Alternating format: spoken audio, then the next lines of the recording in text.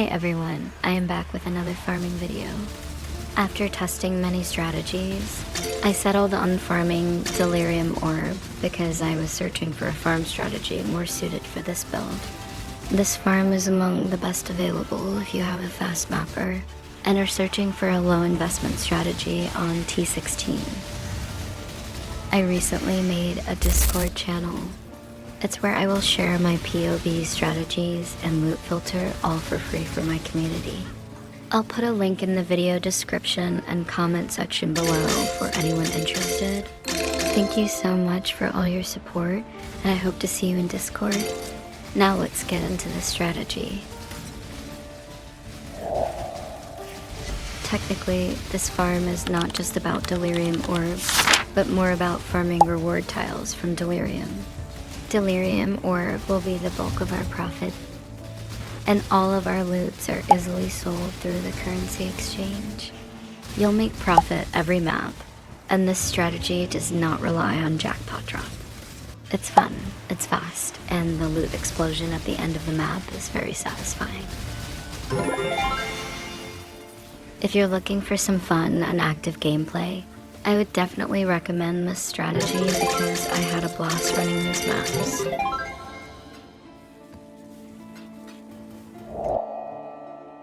Here's my Atlas tree setup, and I optimized for 4 mechanics here: Deliriums, Scarabs, Shrines, and Nico. You're, however, welcome to make any adjustment you see fits. For Delirium, I'm taking the Mirror of Delirium chance to spawn for up to 84%. And blocking these nodes over here will increase that chance to 92%. With the 8% chance for extra content, we'll get 100% chance to spawn a Mirror of Delirium on every map.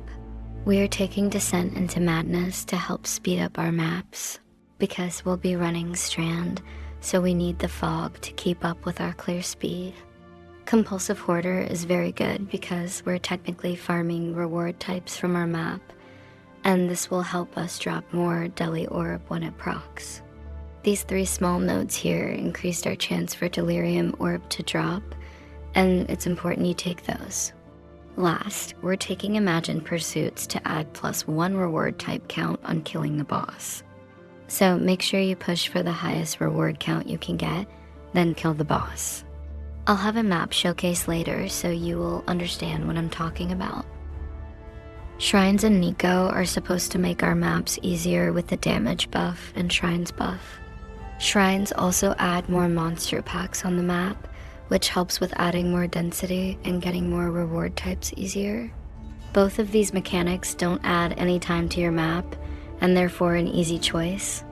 The rest of the points I put into Scarabs and map implicit.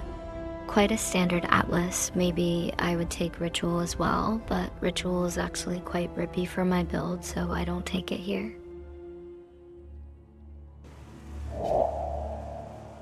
Let's talk about map and Scarab choices. For the map, I believe Strand is one of the best because of the simple layout, and it's easy to get 9 rewards with this strategy. The map is linear, and the div card drop is actually quite good as well. I see Brothers is valued at around 5 to 6 divines, and it's not too rare. We'll be killing a lot of monsters in this strategy, so you definitely can get this card drops. If your build is not very fast, but you still want to do this, I recommend going for an easier layout like Jungle Valley or City Square. Just make sure you kill the boss last. An easier layout would probably net you around 7 or 8 reward counts, but that should also be profitable as well. For Scarabs, we are using 4 Delirium Scarabs of Paranoia and 1 Delirium Scarab of Mania.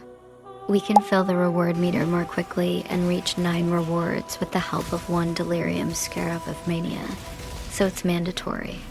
The additional reward types and loots added by the Delirium Scarab of Paranoia will be the primary loot in our strategy, because we are farming the reward tiles, so I choose to run 4 of them.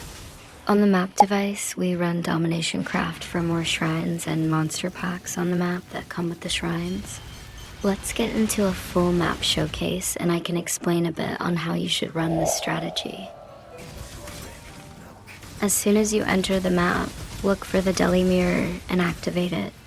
Then the general goals are to kill as many monsters on the map as possible without backtracking.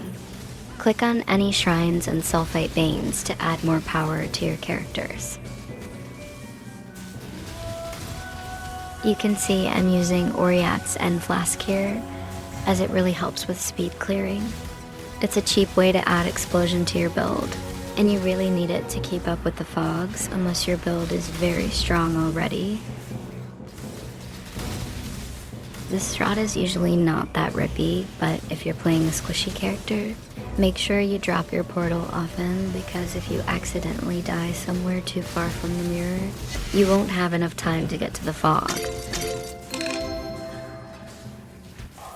There are several mechanics that stealth the fog, like Legion, Abyss, Harbinger, and I think the mining mechanic. You need to be careful because if you're going too fast, the fog might not spread to the area and you will brick the map. Usually it's not a problem, but I did brick a few maps going ahead of the fog, so I think you should know that too. Running a strategy like this, I think a headhunter would be really good. So if you have a headhunter or are using one, consider to swap into it to help you clear the map much faster. Someone asked me this question already, but even if your sulfite is full, you can still get azurite from the mining byproducts node, so don't worry. When running this strategy, you definitely want to run it on an 8 modded map for the higher pack sizes to help you reach 9 rewards count. Well, you need to reach 8 rewards count, then after killing the boss, it would add 1 to the count to make it 9.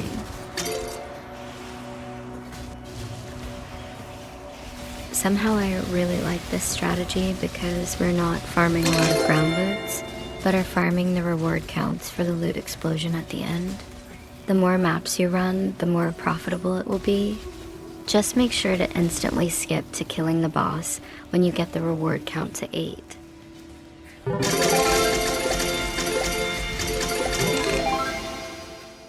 The ideal time to clear a map is between 2 to 3 minutes, and with that, let's get into some highlights from my 50 maps.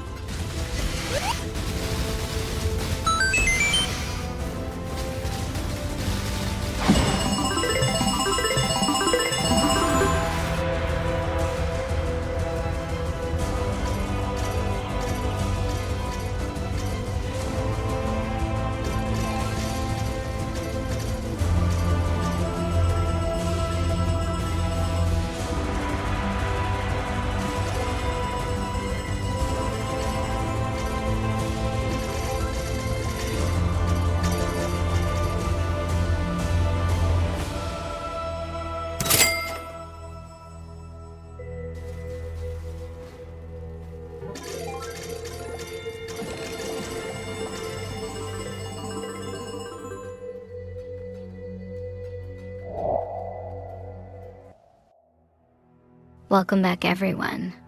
Let's take a look at our revenue from the 50 maps. The bulk of our loots, as you can see, comes from a lot of categories, but they're all easily sell in bulk through the exchange. For the currency, we get 13 divines in revenue with many stack decks and chaos orbs. We get a lot of Delirium Orbs as well, and in my experience, when you have bulk, you can sell these for a higher price if you're willing to list them and wait. So I would say 12 divines is a bit underpriced, but we'll take this number. Surprisingly, we got 9.5 divine for the scarabs. I think we drop a lot of good scarabs, and it's not even from the loot explosion. For the fragment, we get 1 Voidborn key, 2 Valdo boxes. I think we could have squeezed more profit if I actually farmed the splinters as well. Maybe I'll try that next time. Anyway, 8.7 divines in revenue here is not bad. I'm not selling any maps, so I will only count the fortress map here, and it's 5.7 divines. We get a lot of essence, and they are worth 3.7 divines. We get 1 memory of harvest beasts for 3.5 divines. 1 level 21 purity of elements with 20% quality, and that's 3 divine. We get 5 darker's half, and that's 2.4 divine here. 1.5 divines from the fossil, and that's pretty much it. I want to note that you do get a lot of cluster jewels in this strategy, but generally they aren't worth much, and I can't be bothered to sell them, so I hide most of them in my filters. You do want a pretty strict filter when running this strategy anyway. So in total, 67 divines in revenue from all these loots. Counting the 5 maps, which I bricked by running ahead of the fog and just leave right after. It's beat my expectation pretty much because I got through 50 maps in like 2 hours. Your mileage may vary though, so the diff per hour is subjective.